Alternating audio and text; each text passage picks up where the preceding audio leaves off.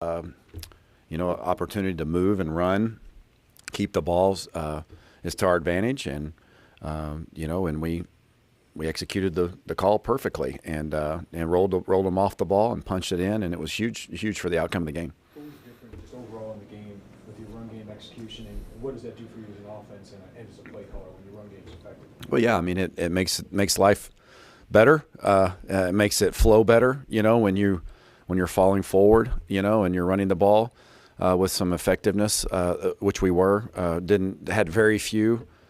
I can't remember off the top of my head, but had very few lost yardage runs. Most of the things were moving forward, which was a testament to our line covering them up, pretty well, and then our backs falling forward.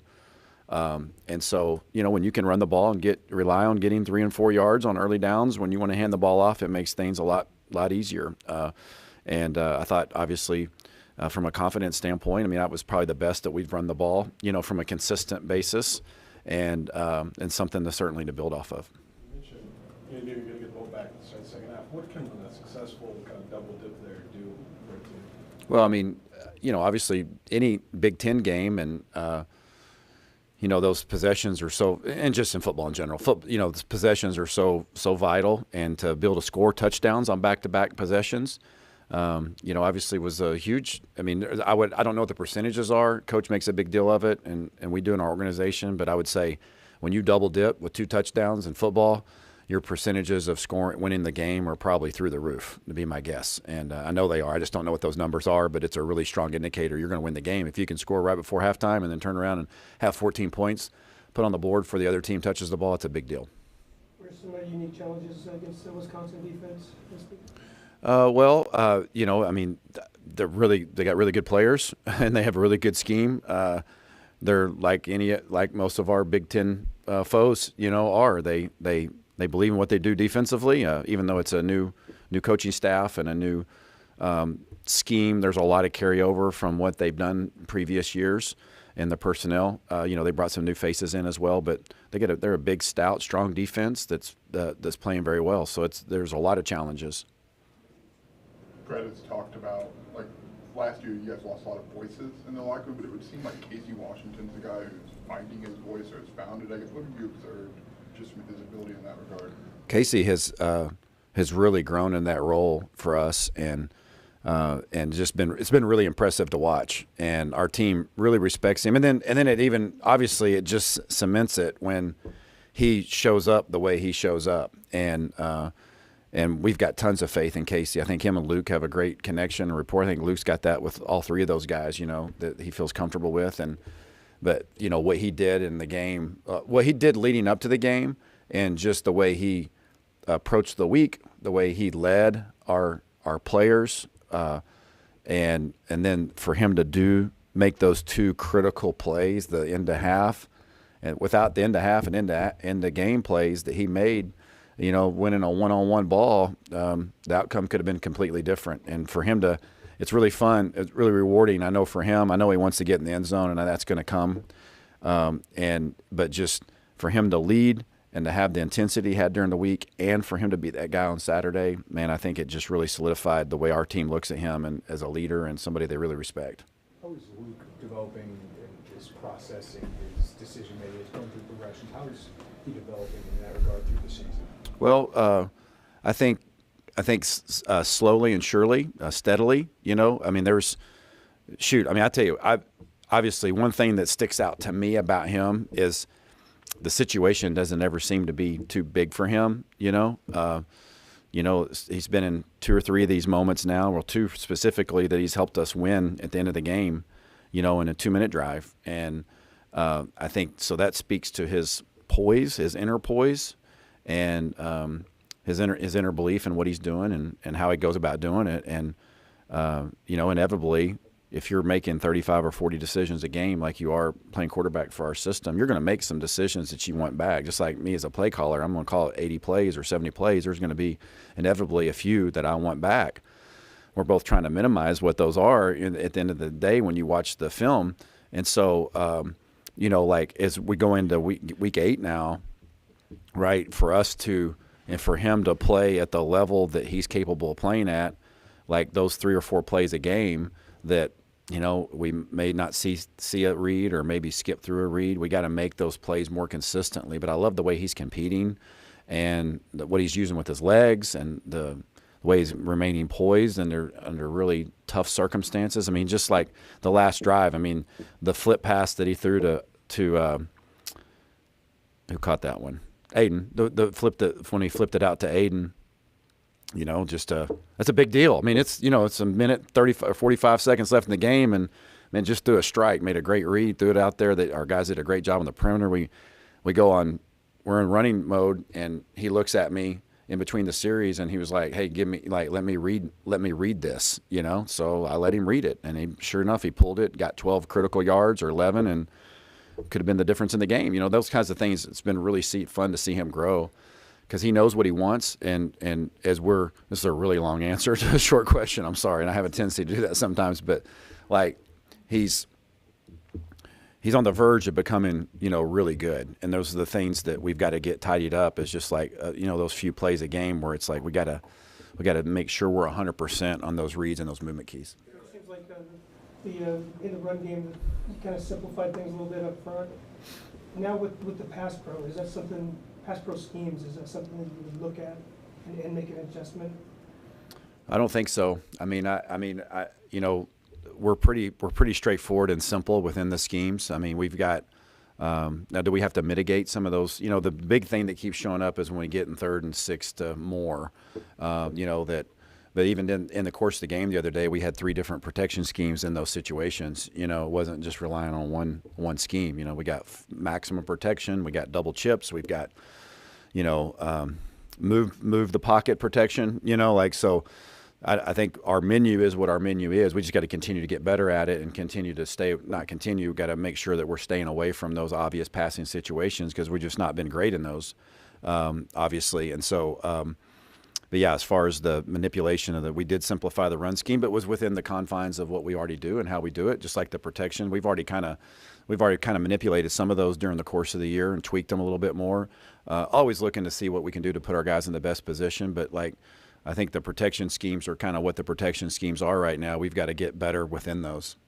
On the fourth down in the first half, how often during the week are you guys talking about that kind of situation, and how's that whole conversation going? Sure. Well, Coach does a great job of making us really think forward on those types of situations. I mean, situational football is something that we hang our hat on here, talk about it a lot, and as coaches, we put a lot of time into having some forward thinking about what those situations are. Then on Friday night, the coordinators meet with Coach and we go through those scenarios. What could happen? What's going to be your 4th and 1 call? What are you going to do here if it's the end of game and it's 3rd and 15? Coach really makes you think about things that are unique to the game that only matter when they matter. And so when we got down in that situation, we had already vetted, what we wanted to call, what we believed in. We had a run call. We had a check run. We had 2 different runs in the call. And they gave us a look to check the other run, and we checked it at the line. I don't know if you guys noticed that or not, but it was a check, and we just stayed with what we believed in and executed it. And that's what football teams do that win games, and we did that. On Saturday, 30 times, you guys, the person who touched the football, battery who touched the football, center, quarterback, and whatever skill guy, was none of them were over 20 years old.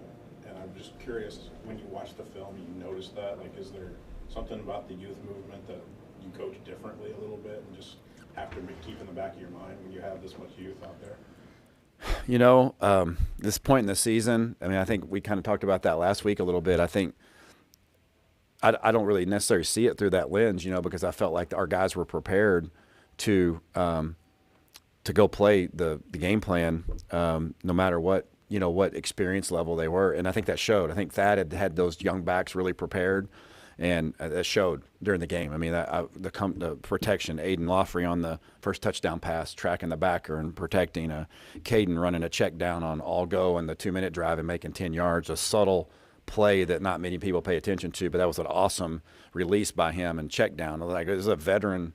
They played like veterans to a large degree, and I felt that in practice and their preparation. Now, when you step back and look at it from your question, your perspective, it's pretty impressive for them to do what they did, but you're talking about the battery with Kreutz and with with Luke and, with those young guys. And that's, whether you're young or old, it's this time of year, you're not new anymore. You're going into week 8. You're not a newcomer anymore. And I thought all of those guys handled themselves like veterans. And Saturday, it's one of the reasons we won the game. What stood out about Caden and Aiden and how they handled that moment in that game? What about them? What stood out about them? I mean, just they fell forward. I mean, obviously Caden did, but even Aiden was running and falling forward. I mean, that catch he made at the end of the game was huge, and the way he fell forward and fought for those extra yards with ball security, the way he protected the passer. I mean, they played. They played like seasoned players that was not their first time when they went into the game knowing I'm the main attraction. I'm not the understudy anymore. I'm the main attraction, and I'm going to be carrying the load of the game, both metaphorically and physically. And man, they just did a great job, and our team rallied around them. I really believe that. You mentioned falling forward like 3 times. Yeah. There's something emotional about, well, that got stuffed, and then you look up the scoreboard and it's 2nd and 8 instead of 2nd and 10 or 2nd and 11. Well, I mean, yeah, I think our team felt that. I mean, I think our team. I think Maryland felt that a little bit to some degree. And I don't mean that in any way that it sounds like. I mean, I think they felt a back that was hard to get down, and was leaning on them, and was, to your point, at contact. Now, and to your point, instead of being 2nd and 10, it was 2nd and 7, and all of our backs have run hard this year. I mean, Reggie, when he was in there, and Josh, those guys have all fallen forward. And obviously, Caden, being the stature that he is, you would expect him to run forward and fall forward. But he did it, I mean, he did it, and he's got to continue to do that and continue to trust his reads. And I thought it was impressive that Aiden, I think that's a reflection of the way Thad's coaching them and their grit and toughness as backs, as a unit. And so we always want them, that's always a good thing when you're pushing the line. You can't fall forward if you're not pushing the line a little bit. And our guys up front did a nice job of that on Saturday. How does the early down success impact your play calling? And it seems like you were able to take a few more deep shots. Yeah. I mean, we want to be balanced, and I think we fell into really good balance the other day during the course of the game, because I had confidence in the way the game was unfolding, and both what I was going to run, quick pass or take a shot, or early down run. I felt like our guys really understood the plan and had executed during practice, and that showed up during the game. That we weren't perfect. I mean, we had some, those guys are on scholarship too and got good coaches, and they made good plays and adjustments, but I could tell our guys were very in tune with what we were doing and very comfortable. So, and I think that helped me get in my flow better. And I think that all made for a better performance. Pat, with 2 long touchdowns each of the last 2 weeks, what's that tell you about him and the connection with Luke to bounce back after a tough moment at Purdue and deliver in each of those last 2 games? Yeah, this football. I mean, you're going to make mistakes, or things that you're going to think, man, I wish I would have had this catch or this throw a little bit better. And one thing about I think. Listen, I can't tell you how impressed I was with just our team. Obviously, as a offense, defense, and special teams, the way we fought when our backs were against the wall, and they continue to be against the wall.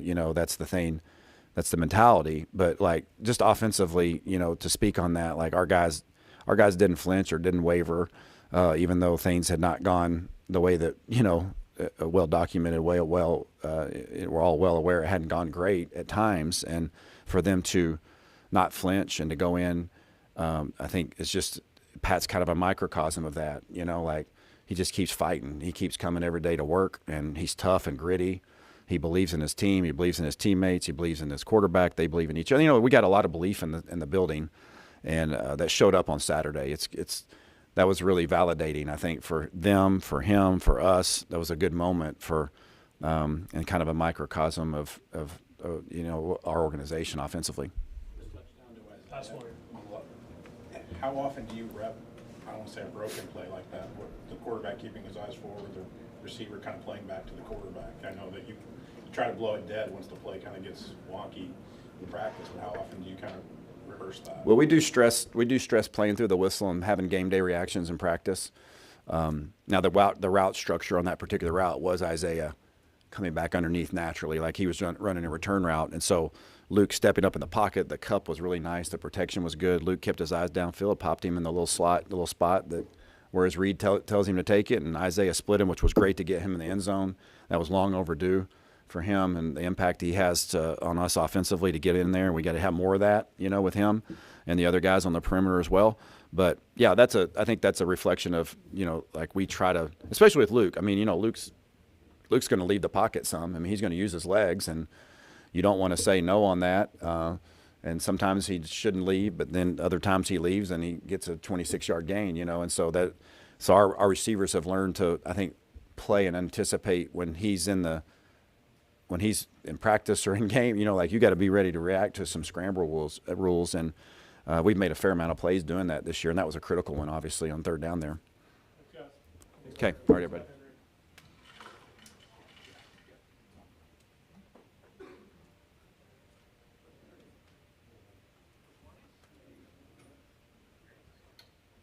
We'll jump right into questions for Coach Henry, guys.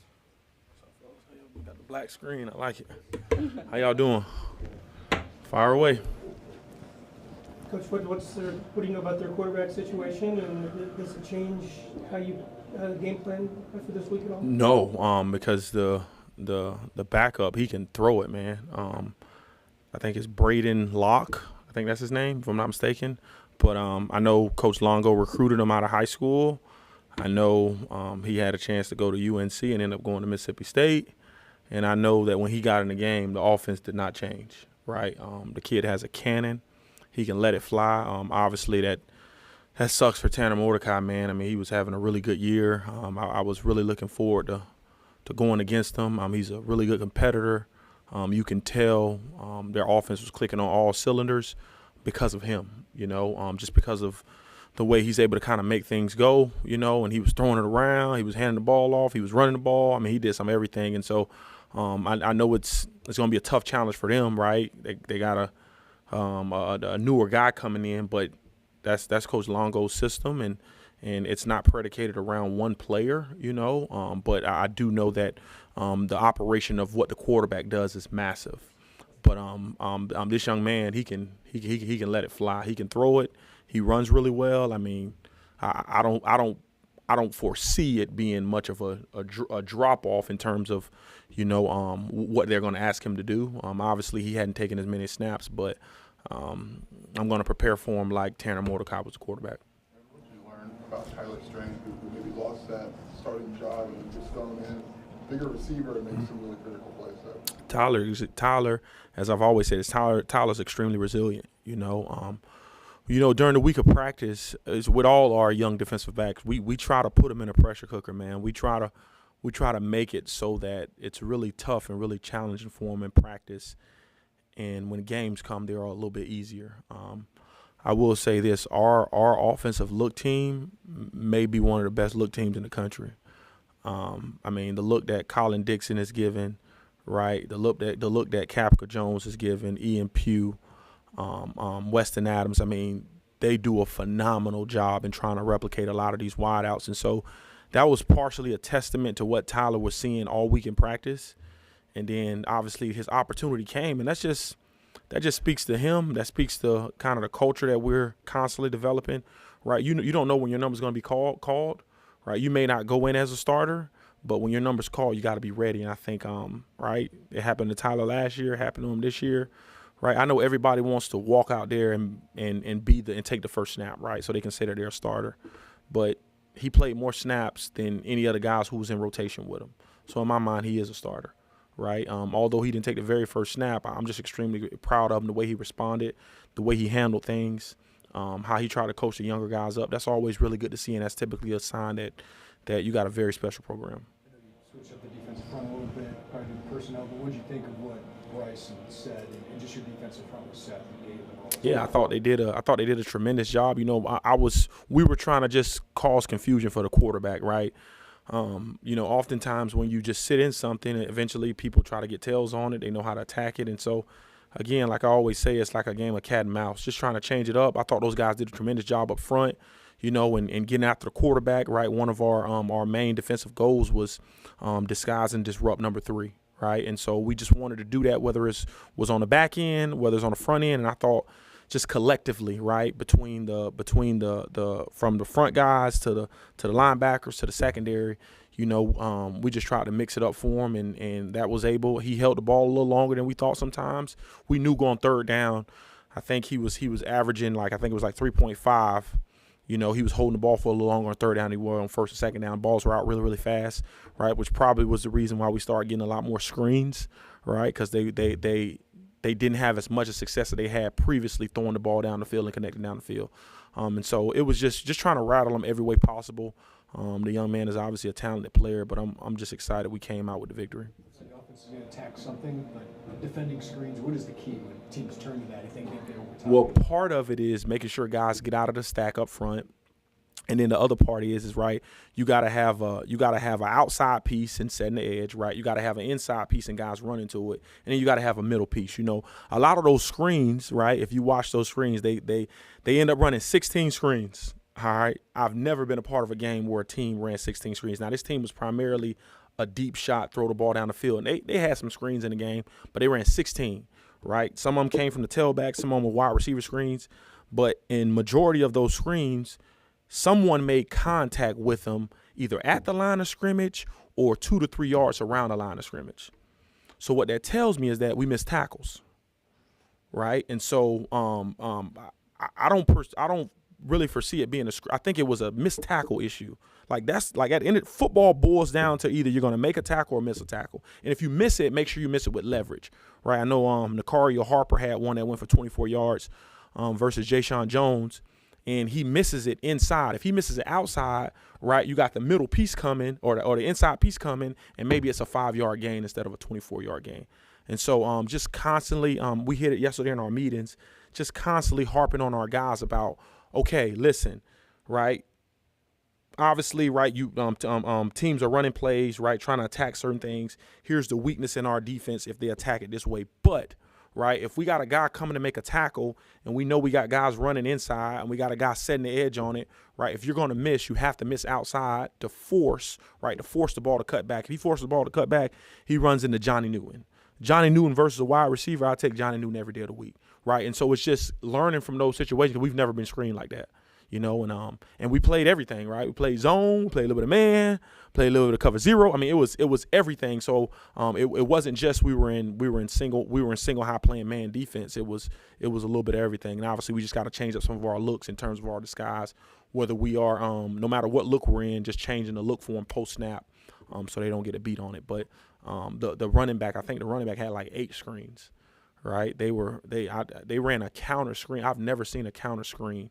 I know that was a play that people were running that was very popular last year, but it's just a long developing play. Right, we got to make sure we set an edge on it, and then guys continue to run to the ball. But they got good coaches as well. Right, they did a good job in trying to attack us, and from that standpoint, by the time we got to halftime, you know, my biggest point of emphasis was one, somebody has to get on a different level and get up, and 2, we just got to make the tackles. Like, we have to make these tackles. They can't be for 10, 15, 20 yards, right? 5, 6, 7 yards I'm cool with, but we can't let a screen hit his head on the goalpost. And so I thought they responded well. When Seth has a game like he did Saturday, is it simply a matter of him just winning his one-on-one, or is there a lot more going on? Well, it was a combination of that, right? So Seth was in a one-on-one. One of them he ended up winning.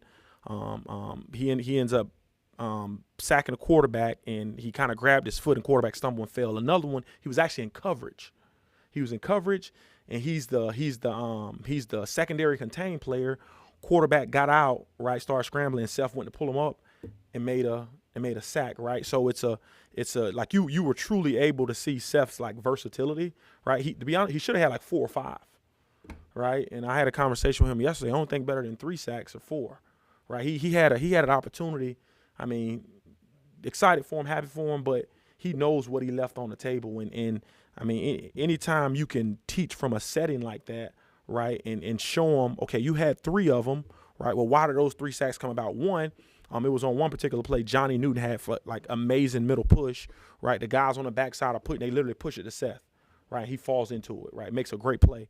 But it's a culmination of everybody. When guys get sacks, right, ultimately, the guy who ends up getting the sacks get all the praise, but right, like, what did the guys opposite of him do? What did the secondary do, right? The one he got it in when the quarterback got out the pocket, that was a coverage sack in my opinion, right? And I know the secondary or the inside linebackers won't get rewarded for it, but the way Seth ran to the ball and the coverage that we had allowed for that, because quarterback typically didn't hold the ball that long. He either threw it out of bounds or he got rid of it relatively fast, and so I was really excited the way Seth played, right? He has some things he has to clean up just like all these young men. But, right, like that's our expectation of him. You know, and so like it's a great opportunity, right, for us to learn and grow and be even better. All right, this week when we play Wisconsin. The stuff we saw in the last game, the pre-snap movement, the disguising coverages, shifts up front, was that more a product of the opponent, or was that you're 6 games in and you just got more in the arsenal? Yeah, that's you know, we had some of those in fall camp, and I was kind of holding on to them. I think it's just it's more of an evolution of defense, right? Like. I mean, it's no secret, right? Like you have to be able to, like you can't live in one thing. You have to be multiple. You have to be able to change. You have to be able to tweak things. And I mean, you're seeing that from the offensive standpoint around college football, right? If an offense comes out in the same formation, right, same personnel grouping, and run 3 or 4 plays, like as a defense, we're laughing, right? And so it's when they present a different picture or a different look, right? That can oftentimes cause chaos to a defense, right? And so all we're trying to do, right, is just present problems for the guys that we're lining up against. So when you see us in a 3-down front, right, you may know how to attack it, or you may think you know how to attack it. Well, we started off this particular game in a 4-down, right? And you know that made them they start doing a little more check with me's and peeks to the sideline just to try to find out what we're in. And so it's like I said, it's always a game of cat and mouse. We're always trying to be on the front end of things and not be reactive, you know, as defensive coaches. And so I just think like when you're preparing for an opponent, you're trying to give them as many fronts as possible, right? We may have some special in store for you this Saturday, right, with a particular front. But like every week, right, you watch film and you try to see what other teams are doing, obviously, how they're playing. And obviously, we got our meat and potatoes of things, but just being able to change the picture, help us out defensively, which I think it did, and cause some confusion for the quarterback at the end of the day. I think that's like the ultimate goal. And the last 2 games, it's been like 6.5 and 7 has been their average 3rd down distance. When you're having that success on 1st and 2nd, what does it allow you as a play caller to do on 3rd? Yeah, it literally changes the landscape of how I call plays when we have early down success, right? I knew that if I could get them in 3rd and longer situations, 7+, right, that would allow me to really dig deep into my bag, right, of some stuff that we had. It's some stuff that we had that we didn't run, right, that I didn't end up getting to, but early on, right, how could I change the picture for them? How could I put a little pressure on them, right, whether it's simulated or all out, right, and just cause a little bit of confusion for them. But like the better you are on early downs, I think it just, I mean, you see it all the time. It just sets you up to have that much more success on 3rd instead of being in 3rd and 2s, 3rd and 3s, right? Now you're in 3rd and 6s, 3rd and 7s, which are a lot more manageable from a defensive standpoint. And then just as the game progresses, right, you try to find out, okay, are they a quattro team? Are they going to go for it on his 3rd down, really like a 2nd down for them, and 4th down, really like a 3rd, so they can go for it. And so that's just kind of as the game goes on and you get a feel for the game. But I thought for the most part, right, like I thought the guys responded well to it. Like sometimes I didn't get to some of my 3rd down calls, and I used early down calls on some of those segments, but they handled it well. We practiced a lot of those situations, and so it wasn't nothing really new to them. Last one, who's grown over the last couple of weeks. Yeah, man. I mean, a lot of those younger guys, they didn't play as much, right? At least coming into the season, and so like to see them grow up and have the success that they're having, right? It's awesome. It's a testament to their coach, right? Andy Boo's done a phenomenal job in coaching those young men. They're hungry, they're passionate, right? They're violent. I mean, they walk around with their hair on fire. I wish you guys could see those dudes. They're true linebackers, man. They are true linebackers, but they're also resilient young men. They know what kind of defense we run. They understand the schematics of the defense, and at the end of the day, they're just really good football players. And so, I think what it boils down to, man, like you can have the perfect play call, right, and you put a guy in and he doesn't make the play, and then you can have a play call that you don't like, and they got us outnumbered, and a guy makes a play, right, and it was some calls that I'm looking as I'm looking at what's going on, like Dylan Rosiak just made some plays, dude, like oh my goodness, like he made some plays. I think it was play 74. No, my fault. It's play 73, if I'm not mistaken. It was like a quarterback counter, and they pulled it, and he gets over top. I mean, it's beautiful, man. It's like poetry in motion. But he the last drive, he makes a play on a quarterback, dude. We talked about it all week, and he put himself in a position, and they had enough guys to block us up, and he gets over top on it, makes the play, and we get off the field. And so it's a testament to what we're helping them do from a schematic standpoint. Then it's a testament to the young man wanting to. They all want to be great, right? And they got a position coach who I think is one of the best guys in the country, man, in terms of knowing how to teach linebacker play. So I'm really excited about it moving forward. That's good. Thank you, guys. Yes, sir.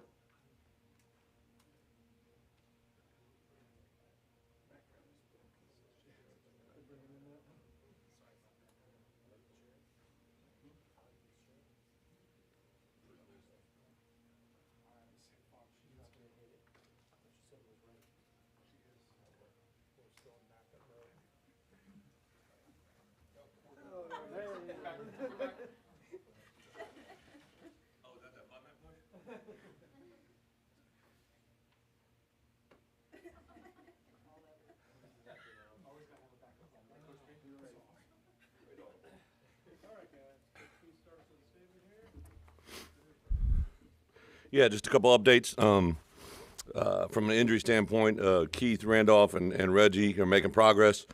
We'll see where they're at. They haven't been cleared yet, but hopefully get there by game time. Malik Elsie, I think, will practice with us tomorrow.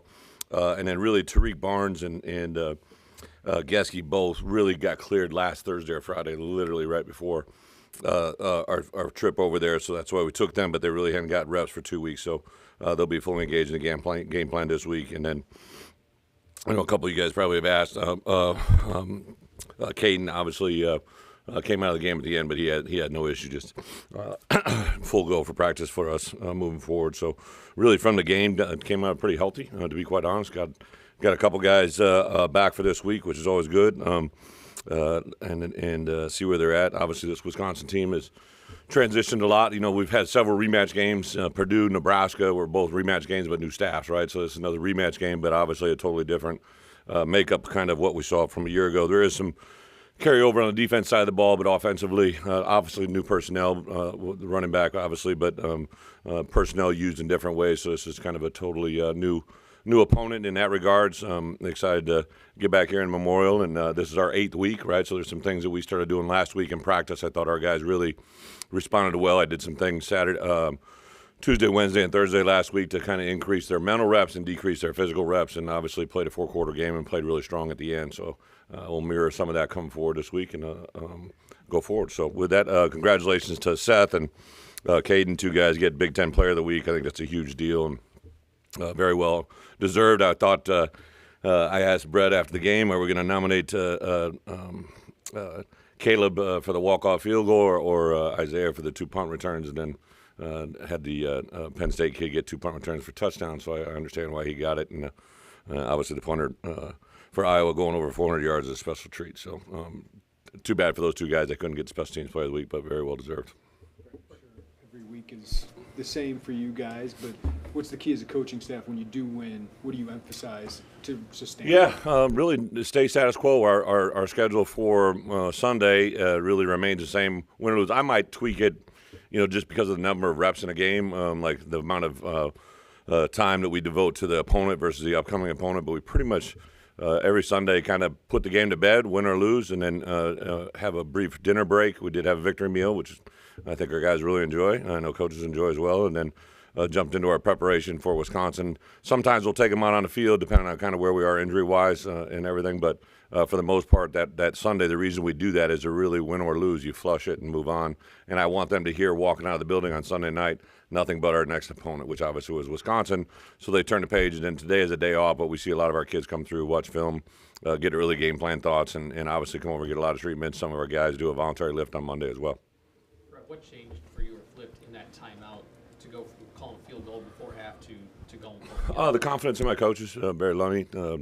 I asked him if he felt good about the call, and he immediately answered, said he felt great with the call.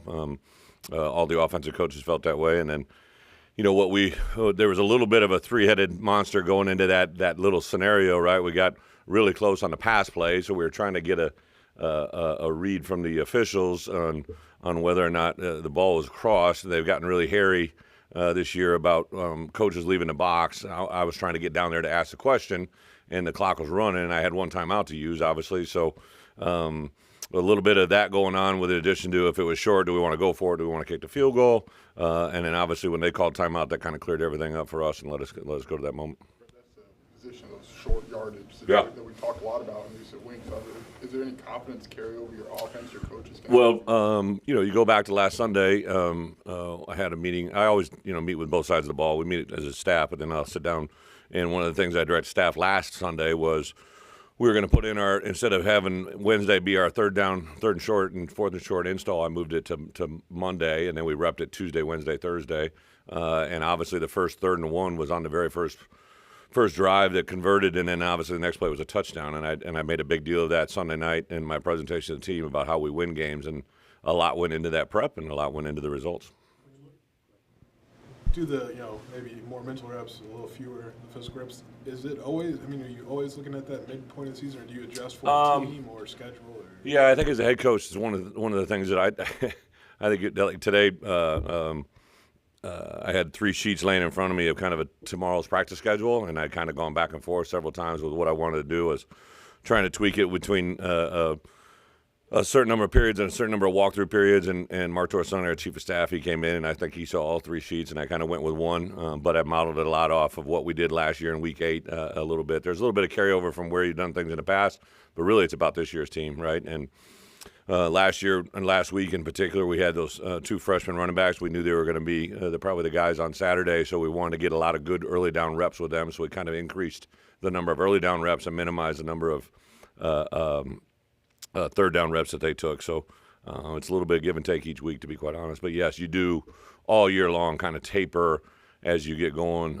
And then obviously coming out of the bye week, we'll use a little bit different schedule because we'll get an extra day of preparation or a couple days of preparation for that as well.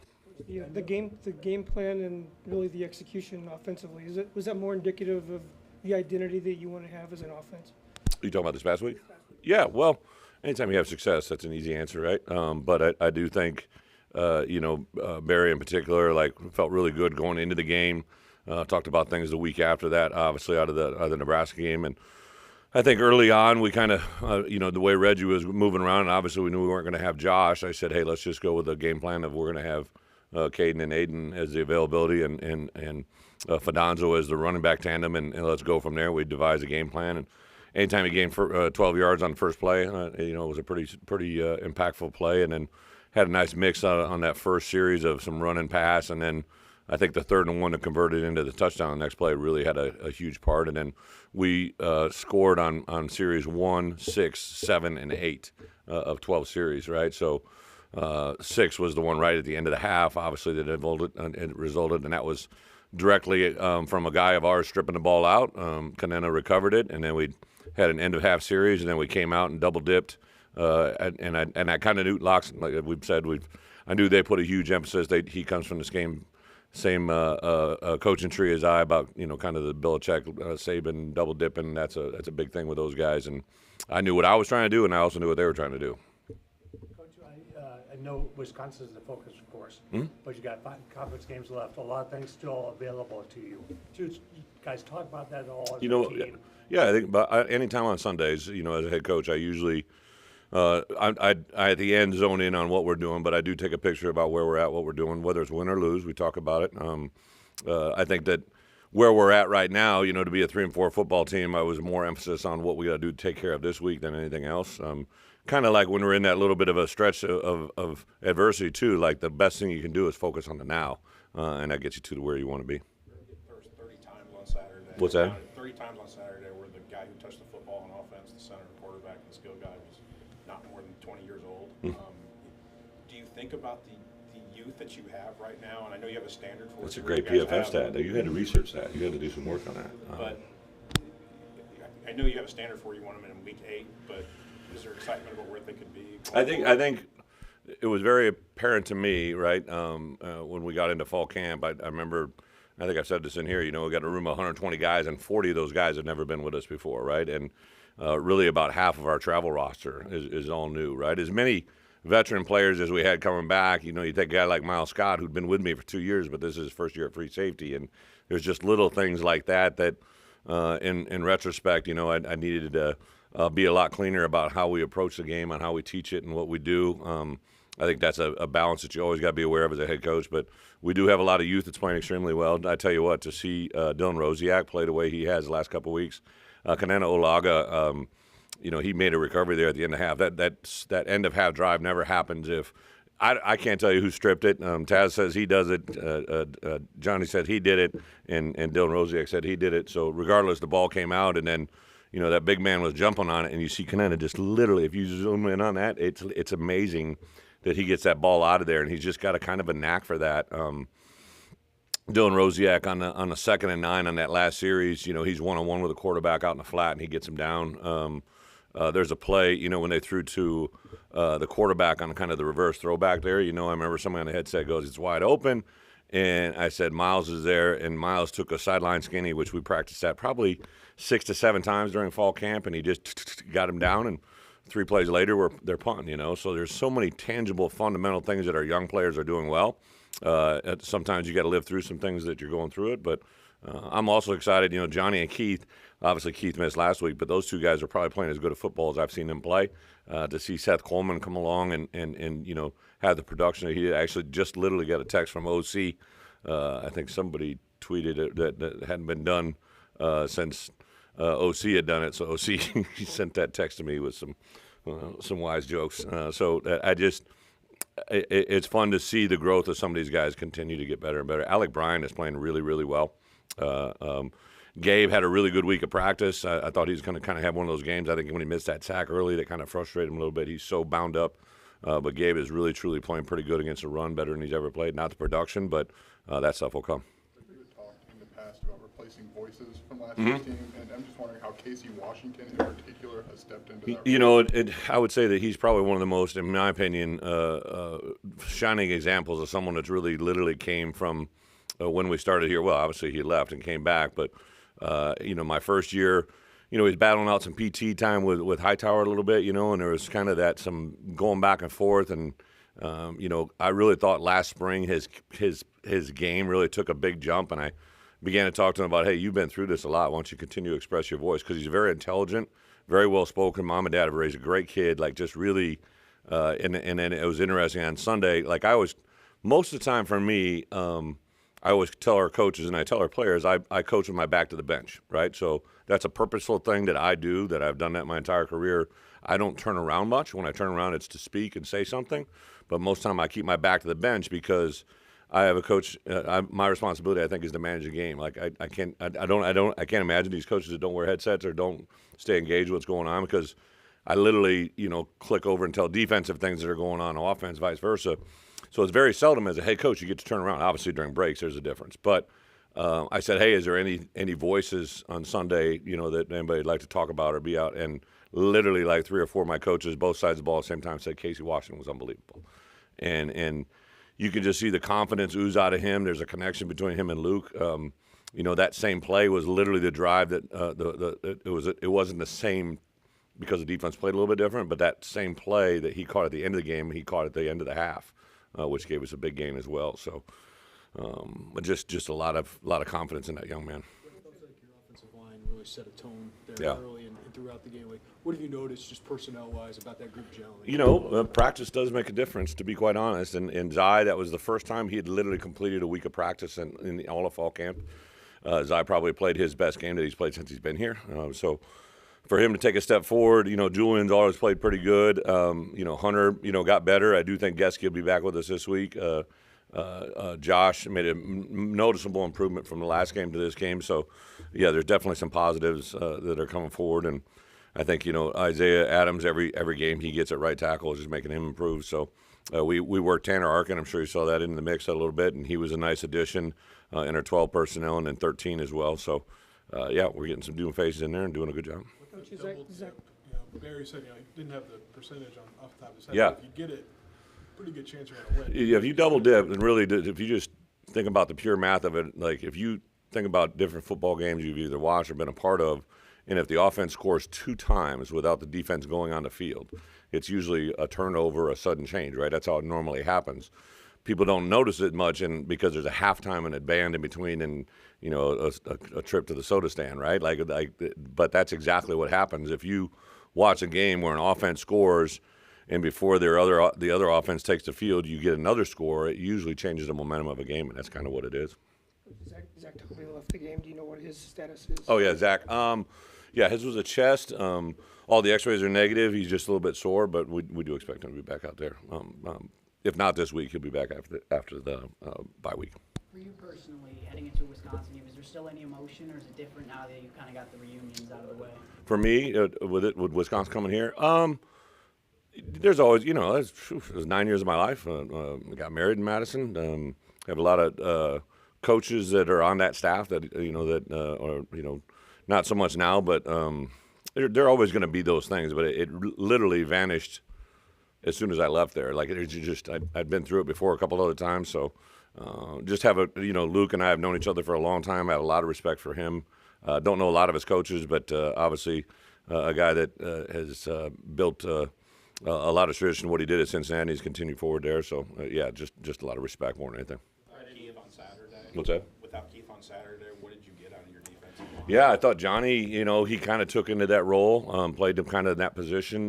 Bryce Barnes did a nice job. I thought Sed McConnell has just continued to really get a lot better every time. Denzel Daxon, another guy showed up. Alex Bray. We had Pat Farrell there. He didn't get in there, but Pat Farrell had a nice week of work. But I think, in particular, I think Bryce and Sed really jumped forward. Johnny just continues to be very impressive. And I didn't realize his whole recruiting thing that I found out about that midway through the week, that he had committed there and all that goes into it. So I know it was a fun week for all those guys. I think they really just enjoyed the game from A to Z, and obviously that'll carry forward hopefully in our prep against Wisconsin. You guys obviously do some pre-scouting work. Yeah. What are the logistics when their quarterback gets knocked out Yeah. the week before? What is the early part of So I had watched a lot of North Carolina film specifically, right? Obviously during the spring and during the summer, and just trying to get a feel for Longo, and obviously that was a different quarterback, right? So I kind of had looked at it through that perspective, and there are some things obviously that carry over from there, but they've kind of had their own little Wisco type offense that they got going, I think, which is obviously a big responsibility on the OC, but I can see Luke's hands in certain things probably as a defensive guy. Their quarterback that came in the game, obviously he's a new quarterback, but he's had, experience, and he also, got a lot entire second half. He's got a good feel for the game. Obviously with the running backs, when they're running the way they have, that takes a lot of pressure off them, and I think they're very good up front, and on the perimeter they got some choices. So, but I think anytime you're breaking a new quarterback, there's going to be that get to know you period that I think as coaches we have to prepare really for everything, because they haven't really showed what they can do. I think he moves really well, better than I thought, he moves better than I had hoped, I guess, and creates threats in that ball game as well. How was the run game different in this offense, and what's the challenge of Braylon Allen? Yeah, you mean from what they've been? Yeah. Well, it's just totally different. It's 11. It's a lot. They have smaller personnel on the field, but a lot of the same concepts: inside, outside zone. Do some pin pull and some stuff that just still carries over. I think offensively, you've literally seen them kind of change and evolve during the course of the year. Now, anytime you play Iowa, they're a little different, right? They present such a challenge defensively. Sometimes the game plan that you see against Iowa can't carry forward to a lot of what they do. Iowa plays a lot of quarters and plays a 4-down front, which, for us, there's not a lot of carryover into the look. But obviously the Purdue game is a good one for us to take a peek at, and there's some carryover there as well, and even Washington State in some games earlier in the year. I guess Aaron talked about what he's able to do on third down when it's 3rd and 6, 3rd and 7. I guess, what do you notice out of him as a play caller, just the way your defense connects?